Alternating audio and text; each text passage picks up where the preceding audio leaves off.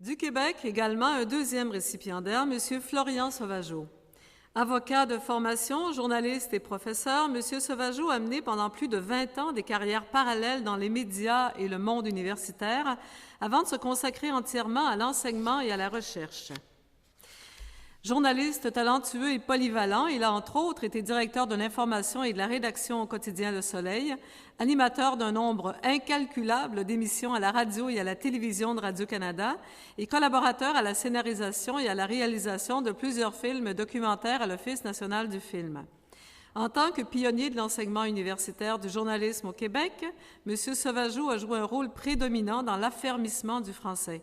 Il a été associé à la mise sur pied du premier programme d'enseignement du journalisme au Québec à l'Université Laval, où il a enseigné de 70 à 78. En 1992, il a aussi œuvré à la fondation du Centre d'études sur les médias, qui se spécialise dans l'étude des médias francophones. Et en 1996, il créait le programme d'études supérieures en journalisme international, en collaboration avec l'École supérieure de journalisme de Lille. En 1986, le groupe de travail sur la politique de la radiodiffusion au Canada, mieux connu sous le nom de groupe Kaplan-Sauvageau, dont il était le coprésident, a mis en exergue les particularités de la radiodiffusion en français au Canada et recommandé qu'une nouvelle loi sur la radiodiffusion en reconnaisse le caractère distinct. Adoptée en 1991, cette loi a été déterminante pour la diffusion de la langue française en Amérique. M. Sauvageau a reçu le prix des communications du Québec en 1986 et en 2004, et l'Université du Québec à Montréal lui a décerné un doctorat honorifique pour souligner son apport social exceptionnel. Monsieur Sauvageau, je vous invite à vous approcher. Monsieur Vézina, Madame de Courcy, Monsieur Cloutier, s'il vous plaît, Madame Lemieux.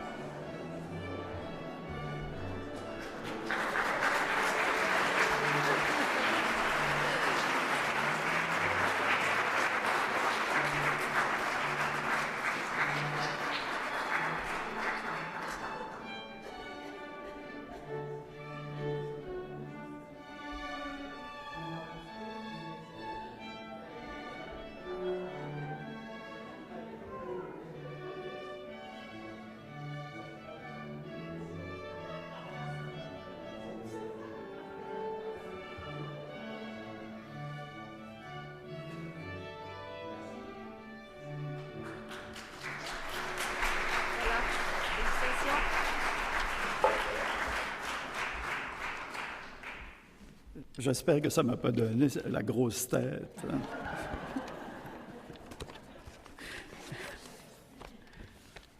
Madame la ministre, Monsieur le ministre, Madame Lemieux, Monsieur le Président, Monsieur Vézina, je ne vais pas faire toute l'énumération que mon collègue a déjà faite, alors je dirais distingués invités pour regrouper tout le monde.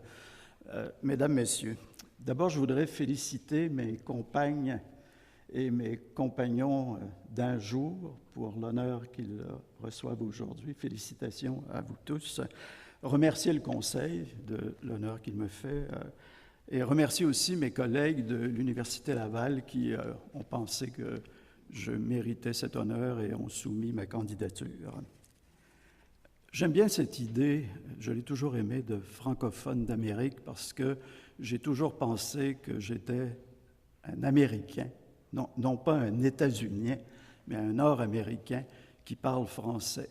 J'ai pratiqué un métier qui s'incarne dans le journalisme, dans la tradition journalistique nord-américaine, et je l'ai fait en français, du journalisme américain en français.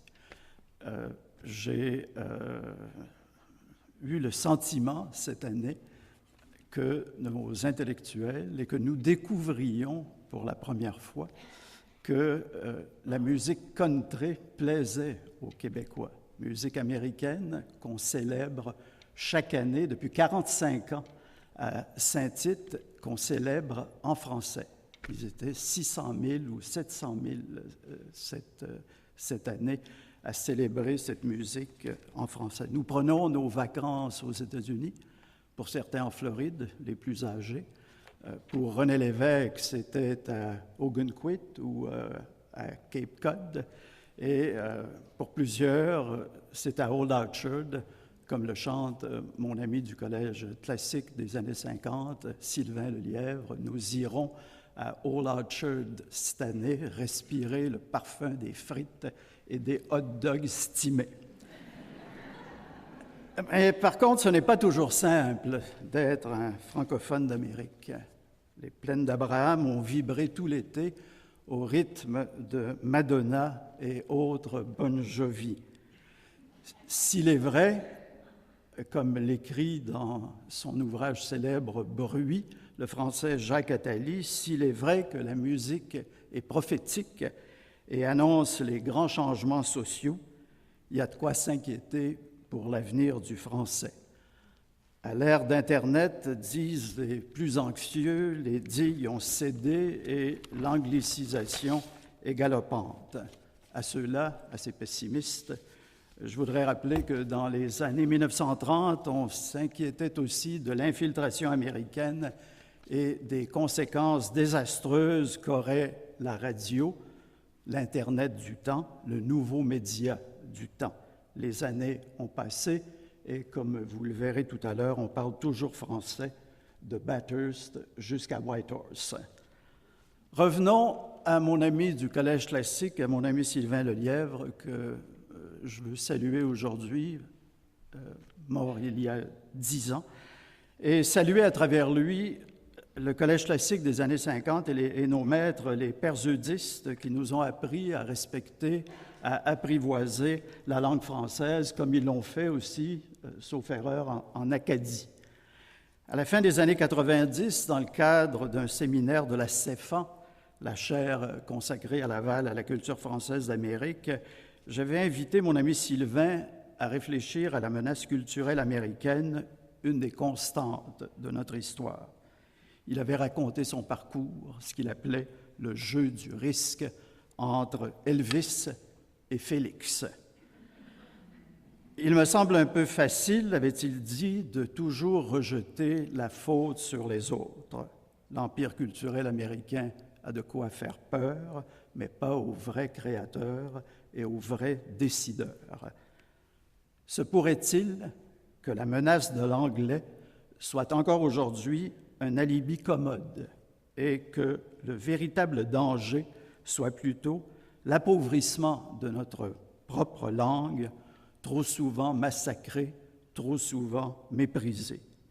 Et ce n'est pas seulement d'un coup de baguette législatif que l'on assurera l'avenir du français.